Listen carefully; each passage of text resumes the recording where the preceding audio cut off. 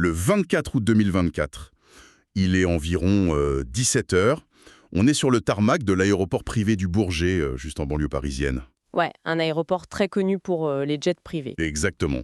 Et d'ailleurs, il y a un jet en provenance de Bakou qui vient de s'immobiliser. Un homme de 39 ans, habillé super simplement, descend la passerelle. Jusque-là, la routine pour un milliardaire de la tech? Bah oui, il a prévu de passer la soirée à Paris, peut-être faire un dîner. Mais, et c'est là que tout bascule, en bas de la passerelle, il n'y a pas de voiture avec chauffeur qui l'attend. Non, c'est la gendarmerie française qui l'attend. Et ils sont pas là pour vérifier son passeport, quoi. Ils l'attendent avec 12 chefs d'accusation. 12. Et c'est d'une gravité absolue. On parle de trucs lourds, hein. Ouais, complicité de trafic de drogue, terrorisme, diffusion d'images pédopornographiques, blanchiment, escroquerie en bande organisée. Cet homme, c'est Pavel Durov, le dirigeant de Telegram. La fameuse application à 1 milliard d'utilisateurs. C'est ça. 1 milliard de personnes l'utilisent chaque mois. Et le truc le plus fou, c'est qu'il fait tourner ça avec à peine 50 employés. 50. C'est un ratio qui donne le vertige. Mais ce qui est fascinant ici, c'est que cette scène au Bourget, c'est une vraie rupture dans l'histoire d'Internet. Comment ça? En préparant cette plongée en profondeur aujourd'hui, on a décortiqué une enquête majeure de Blog News, une enquête qui date de mai 2026. Et elle souligne un truc inédit. Vas-y, je t'écoute. Les autorités françaises accusent pas Durov d'avoir vendu de la drogue lui-même, tu vois, ou d'avoir financé le terrorisme avec son propre argent. Ouais, il n'est pas sur le terrain avec les trafiquants. Exactement. Ils l'arrêtent fondamentalement pour ce qu'il a refusé de faire. C'est-à-dire modérer sa plateforme. Voilà, c'est la première fois qu'un État démocratique décide de dire « Ok, tu as conçu cette plateforme, tu refuses de modérer massivement, tu refuses de collaborer avec la justice, donc tu es pénalement responsable. C'est un test de force géopolitique, majeur en fait. » C'est clair, ça redéfinit complètement les frontières de la souveraineté numérique. Mais attends, si on transpose ça au monde physique, la logique juridique, elle donne complètement le vertige. Ah oui, c'est sûr. C'est un peu comme si, imagine, un procureur décide de placer le directeur de la Poste en garde à vue. Sous prétexte que des cartels s'envoient de la drogue par courrier. Exactement, parce qu'ils utilisent des enveloppes et des timbres pour s'envoyer des instructions criminelles. On mettrait pas le patron de la Poste en prison pour ça. C'est une excellente analogie. Du coup, comment un développeur, un gars dont le métier à la base, c'est taper des lignes de code, se retrouve cible d'un mandat d'arrêt international? L'enquête de Block News montre bien que toutes les puissances le cherchaient. Washington, Pékin, Moscou, tout le monde va attendre ce code. Ouais, c'est le Graal. Mais pour comprendre comment il s'est retrouvé dans cette nasse, l'article explique qu'il faut revenir aux origines de l'entreprise. Et même aux origines de l'homme, en fait, à son premier affrontement avec l'autorité en Russie. Ouais, c'est vrai. Parce que tu vois, Pavel Durov, il est né en 84 à Leningrad. C'est les dernières années de l'URSS. La fin d'une époque. Voilà. Ses parents sont des universitaires, il voyage beaucoup quand il est jeune, et il développe très vite un rejet, mais alors un rejet profond, de l'étatisme russe. La rhétorique de Vladimir Poutine, tout ça. C'est pas du tout son truc. Lui, il est influencé par la philosophie libertarienne. C'est un mélange entre l'esthétique de Neo dans Matrix et l'approche produit d'un Steve Jobs. J'adore le cocktail. Et donc, en 2006, à seulement 22 ans, il crée VKontakte, VK. Le fameux Facebook russe. C'est ça. Et la trajectoire de VK, c'est juste phénoménal. Ils font 1 million d'utilisateurs en 7 mois. 7 mois. Ouais. Et en 2008, ils franchissent les 10 millions. Ça devient le réseau dominant dans tout l'espace post-soviétique. L'Ukraine, le Kazakhstan, partout. Et l'entreprise finit par valoir 3 milliards de dollars. Il gagne le surnom de Zuckerberg russe. Mais ça pouvait pas durer. Entre 2011 et 2014, il y a l'Euromaïdan en Ukraine, les manifs anti-Poutine. Et devine où ces mouvements s'organisent. Sur VKontakte, évidemment. Exactement. Et là, le FSB, donc les services de renseignement russes, ils frappent à la porte. Ils exigent la fermeture des groupes d'opposition et les données des manifestants. Et la réponse de Durov, c'est resté dans l'histoire de la tech. Il cherche même pas à négocier, en fait. Un non, pas du tout de compromis. Il publie la demande officielle du FSB sur son propre mur, VK, avec la photo d'un chien. Ouais, le chien avec le sweat à capuche et la langue de travers. C'est ça. Et quelques mois plus tard, il en remet une couche. Il poste une photo de lui faisant un doigt d'honneur. Adressé à Mail.ru, c'est ça. Notre prise proche du pouvoir, qui tentait une OPA. Exactement. Et pour couronner le tout, il refuse catégoriquement de bloquer le compte de l'opposant Alexei Navalny. Forcément, la conséquence est brutale. Au printemps 2014, il est viré de la direction de sa propre boîte. Ouais, il perd son joyau de 3 milliards et il quitte la Russie. Alors, attends. Block News, il présente cet exil comme un acte fondateur, un sacrifice super noble. C'est le mythe du rebelle, ouais. Et on peut se poser la question, est-ce que c'était pas aussi un peu l'arrogance classique du jeune milliardaire qui se croit intouchable? Genre le complexe de Dieu de la tech. Bah ouais. La photo du chien, le doigt d'honneur, ça ressemble quand même beaucoup à un égo surdimensionné qui veut juste pas qu'on lui donne des ordres. Et au final, il a percuté le mur de la géopolitique. Je comprends ce que tu veux dire. Mais réduire ça à de la simple arrogance, c'est ignorer comment ça fonctionnait en Russie à l'époque. C'est-à-dire? Dans un système autoritaire, la moindre concession, c'est une faille. Durov a compris une règle absolue. Ta richesse ou ton succès, ça te protège pas contre l'État. Ouais. Si le FSB demande des trucs et que tu commences à dire oui peut-être. Bah t'as déjà perdu ta boîte. La radicalité de sa réponse, c'était une façon de dire que l'alternative, elle est binaire. Soit tu plies complètement, soit tu fuis. Il n'y a pas de juste milieu. Exactement. Et cette fuite, ça a été le déclencheur de tout le reste. Parce qu'il va pas juste s'acheter une île et profiter de ses millions sur une plage. Ah non, il décide de créer un outil conçu spécifiquement pour que qu'un État puisse le contrôler. Et bim, La naissance de Telegram en 2013. Avec son frère Nicolas, non? Ouais, Nikolai, c'est le vrai génie mathématique derrière l'architecture. C'est lui qui a pensé le code. et c'est là que ça devient vraiment intéressant.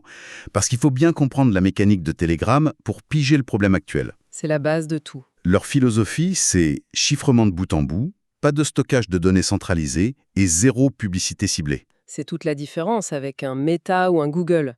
Nikolai a conçu une architecture insaisissable. Déjà, l'équipe elle-même est insaisissable. Ouais, matériellement, il bouge tout le temps. Berlin, l'Arménie, la Suisse, avant de finalement s'installer à Dubaï en 2017. Pour éviter d'avoir une seule juridiction sur le dos. Exactement.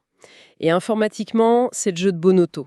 Les données sont fragmentées, chiffrées, dispersées sur des serveurs dans plein de pays différents. Donc un juge français ou américain qui veut des infos, il doit obtenir des mandats dans 10 pays en même temps. Voilà, ce qui est quasiment impossible. C'est un truc de fou. Surtout quand tu regardes les chiffres de 2025 rapportés par Block News. 1 milliard d'utilisateurs. 2,5 millions de nouveaux inscrits par jour. Et une valorisation à 30 milliards de dollars. Avec des revenus de 547 millions en 2024. Et tout ça, avec 50 employés. C'est ma statistique préférée de cette enquête. 50 personnes pour 1 milliard d'utilisateurs. C'est irréel. Ça concurrence les mastodontes américains qui ont des dizaines de milliers de salariés. Mais tu vois, ce chiffre, c'est pas juste pour la frime managériale. C'est une déclaration d'intention. S'ils n'ont pas des milliers de modérateurs... C'est parce que c'est pensé pour pas être modéré. Exactement. Et ça crée un paradoxe monumental. Lequel? D'un côté, cette opacité, c'est le refuge des dissidents politiques. En Iran, en Chine, en Russie, des gens dépendent de Telegram pour s'organiser sans finir en prison ou tués. C'est la ligne de vie de la démocratie dans ces pays-là. Voilà. Mais la mécanique est impitoyable. L'outil qui protège le militant, mécaniquement, il offre la même couverture parfaite aux terroristes ou aux trafiquants. C'est mon analogie de l'autoroute tout à l'heure. Durov, il a construit une autoroute à 6 voies, bitume parfait, anonymat total. Et il refuse de mettre des péages. Ni de radar, ni de laisser la police patrouiller. Il dit « Moi, je construis la route, ce que les gens mettent dans leur coffre, c'est pas mon problème. » Eux, ils voient cette autoroute et ils voient des convois d'armes et de drogue passer tous les jours sans pouvoir rien faire. Ouais. Et les réactions des pays face à cette neutralité sont super différentes. Si on regarde la carte du monde, c'est très clair. La Chine a compris qu'elle pourrait pas censurer Telegram, donc elle l'a bloqué totalement. Rideau. Et l'Ukraine? Parce que c'est là-bas que ça a commencé. L'Ukraine est dans une position schizophrénique. L'application est vitale pour alerter les civils des bombardements russes, mais le gouvernement a fini par l'interdire sur les téléphones de ses fonctionnaires. Par peur de l'espionnage russe, j'imagine. Oui, même si c'est techniquement très complexe à intercepter. Et puis il y a les États-Unis. Les USA, ils tolèrent noyés. Ils tolèrent, mais l'enquête révèle que le FBI a essayé plusieurs fois, entre 2018 et 2021, de créer une backdoor, une porte dérobée. Ah oui, ils voulaient infiltrer le code. Sans succès. 0 succès. L'architecture de Nikolai a tenu bon. Ce qui nous ramène direct à la France, en août 2024. Le mur de la réalité. Puisque les États-Unis n'arrivent pas à casser le code et qu'ils ne peuvent pas saisir des serveurs dispersés partout, ils ont visé la seule cible physique possible, le corps du fondateur. Ils pouvaient pas forcer la serrure, donc ils ont arrêté le serrurier. Ouais, 4 jours de garde à vue, interdiction de quitter la France, pointage au commissariat tous les 15 jours. La manœuvre de la justice française, elle est super agressive en fait. Juridiquement parlant. Oui. Normalement, avec des trucs comme la section 230 aux États-Unis, la plateforme est juste hébergeur. Tant qu'elle retire le contenu signalé, elle est protégée. Mais la France dit autre chose là. La France dit en fournissant des outils de dissimulation, comme des numéros virtuels anonymes, tout en sachant que les criminels adorent ça, et en ignorant les réquisitions judiciaires, tu n'es plus un hébergeur passif. Tu deviens un complice actif. Exactement. Complice du crime organisé. Mais honnêtement, quand tu lis les sources de 2026, on voit bien que l'accusation, elle galère un peu. Les proces directs manquent, ouais. Il y a eu cette interview de Durov par Tucker Carlson en juin 2025, puis une grande prise de parole dans Le Point en octobre 2025. La défense de Telegram est claire. C'est quoi leur argument principal? Zéro preuve d'implication personnelle de Durov. Et il rappelle qu'ils sont pas le Far West non plus. Avec Europol, ils ont supprimé 129 millions de contenus terroristes ou pédocriminels entre 2022 et 2024. Ce qui montre l'objectif réel de la France. Les procureurs savent très bien qu'envoyer Durov en prison pour complicité de trafic de drogue face à ses avocats, ça va être très dur. Alors, pourquoi ils font ça alors? C'est une guerre d'usure. Le vrai levier, c'est la négociation. Tu gardes un milliardaire bloqué en France, coupé de son QG à Dubaï. C'est du chantage légal en gros. En quelque sorte, oui, pour le forcer à modifier l'architecture de Telegram. Et ça a marché, un peu. Ouais, en septembre 2024, juste un mois après son arrestation, ils ont fait quelques concessions. Des petits ajustements. Ils ont accepté de transmettre des adresses IP et des numéros de téléphone, mais uniquement si la demande judiciaire est super valide et justifiée. Et ils ont supprimé la fonction Nearby. Ah oui, personne à proximité. Le truc qui était complètement détourné par les trafiquants pour dealer dans un quartier. Mais sur le fond, sur le chiffrement, il n'a pas bougé. Dans Le Point, il dit textuellement qu'il préfère mourir que de trahir ses valeurs. Ce qui m'amène à une question frontale. Pourquoi lui? C'est-à-dire? L'hypocrisie de la situation, elle est flagrante. Des ventes d'armes, ça se négocie sur des groupes Facebook. De la pédocriminalité, ça circule sur WhatsApp. Sans parler de la désinformation sur le réseau X d'Elon Musk. Voilà. Mais est-ce que tu imagines une seconde la gendarmerie encercler le jet de Mark Zuckerberg pour le mettre en garde à vue? Jamais de la vie. Il irait au Sénat avec un beau costume, c'est tout. Donc, pourquoi cette différence de traitement? Pourquoi Durov pointe au commissariat comme un délinquant? C'est la symétrie de la tech. La réponse de Block News est fascinante. C'est pas la nature du crime qui compte, c'est la docilité de l'entreprise. La docilité vis-à-vis des États. Oui. Les géants comme Meta, ils ont des dizaines de milliers de modérateurs. Ils ont des portails directs pour la police. Ok, mais WhatsApp, c'est chiffré de bout en bout aussi, non? C'est là la subtilité. Le message est chiffré, oui, mais Meta collecte des montagnes de métadonnées. Ah!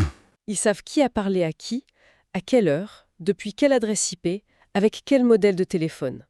Ils te donnent tout le contexte. Durov, par idéologie, refuse de stocker ça. Et il refuse de s'intégrer au circuit de renseignement. C'est son insoumission structurelle que l'État a voulu briser au Bourget. Pas juste punir les crimes. Alors qu'est-ce que tout ça signifie pour ceux qui nous écoutent? Parce que ça touche tout le monde en fait. Chaque personne qui télécharge une appli en espérant que ses messages perso resteront privés. C'est le dilemme terminal de notre époque. L'illusion totale, ouais. L'illusion qu'on pourrait avoir une application magique, une messagerie qui serait 100% privée pour le citoyen normal, mais hop, qui deviendrait transparente dès qu'un flic cherche un terroriste. Block News appelle ça une impossibilité chimique. C'est comme essayer de mélanger de l'eau et de l'huile. Techniquement, c'est pas possible. Mathématiquement. Le chiffrement de bout en bout, ça veut dire que les clés sont sur ton téléphone et le mien. Le serveur au milieu, il voit qu'une bouillie de code. Durov lui-même peut pas lire tes messages. Donc, quand un gouvernement demande une porte dérobée. Une backdoor, oui. C'est exiger qu'on crée une faille de sécurité volontaire dans l'algorithme. Sauf qu'un algorithme, ça n'a pas de morale. Exactement. La faille, elle sait pas faire la différence entre un gentil flic et un méchant hacker. Si la porte existe pour la France, c'est juste une question de temps avant qu'un service secret hostile ou un cartel la trouve. C'est flippant. Donc si on affaiblit la sécurité pour attraper les criminels, on crée l'outil parfait pour la surveillance de masse de tout le monde. C'est le choix binaire que Durov a fait. Il préfère héberger la lie de l'humanité plutôt que de compromettre l'outil pour des millions de gens innocents. Et la France, avec ce mandat d'arrêt, répond que ce choix est criminel en soi. Accepte des zones d'ombre numériques, sachant que l'horreur va y prospérer, pour garantir une liberté absolue. Ou est-ce qu'on veut la sécurité à tout prix, en donnant à l'État le droit de tout surveiller? L'arrestation de Durov, c'est la France qui dit « On veut la sécurité à tout prix par la force pénale s'il le faut ». C'est tout à fait ça. Et l'ironie de toute cette histoire, elle est juste dingue quand on prend du recul. Le parcours complet, ouais. En 2014, t'as un jeune codeur libertarien qui construit un système hyper complexe spécifiquement pour fuir la dictature russe. Il sacrifie tout pour échapper à Poutine. Il s'exile, il crée l'outil insaisissable parfait. Et 10 ans plus tard, en 2024, C'est une grande démocratie européenne qui l'attend à la descente de son jet, qui lui prend son passeport et la signe à résidence. Le message envoyé aux ingénieurs du monde entier fait froid dans le dos. Construire une plateforme vraiment libre, ça te coûtera ta propre liberté physique. Et ça nous amène à la réflexion finale de cette enquête. Un truc à méditer. Laquelle? On est face à une équipe de 50 programmeurs. 50. Avec du code et de la cryptographie, ils tiennent tête depuis des années au service de renseignement des plus grandes superpuissances mondiales. C'est vrai que c'est dingue quand on y pense. Du coup, la question se pose pour le 21e siècle. Qui détient la véritable souveraineté aujourd'hui? Est-ce que ce sont les gouvernements pour lesquels on vote? Ou est-ce que ce pouvoir a discrètement basculé entre les mains de ces architectes silencieux qui écrivent le code numérique qu'on utilise tous les jours? C'est une excellente question pour clôturer cette analyse. Merci à tous de l'avoir suivi.